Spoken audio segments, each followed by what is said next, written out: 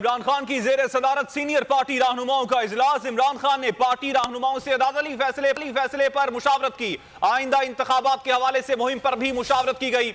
इजलास में core committee के अरकान शरीक हुए। शाह महमूद कुरैशी, फवाद चौधरी, शफकत महमूद, एजाज चौधरी जमान पाक से शरीक हुए। दीगर कयादत वीडियो लिंक पर इजलास में शरीक थी। मजीद तफसीलात मालूम कर लेते हैं बोल न्यूज के नुमाइंदे मोइन जुबैर से। मोइन, बताइएगा इजलास में क्या फैसले किए गए हैं? बिल्कुल, एक बड़ा अहम इजलास आज पीटीआई चेयरमैन की जेर सदारत जमान पार्क में मुनक्किद हुआ। ये इजलास अब खत्म हो चुका है। इस इजलास में जो सबसे अहम फैसला किया गया है, जो अब तक की इत्तला हमें मौसूल हो रही है, उसके मुताबिक जो पंजाब असम्बली का इजलास है उस इजलास की तारीख का जो है वो फैसला किया गया है कि किस तारीख को पंजाब असम्बली का आइंदा इजलास बुलाना है। और आइंदा इजलास में जो वजीर आला पंजाब है वो एतमाद का वोट लेंगे। ये फैसला किया गया है आज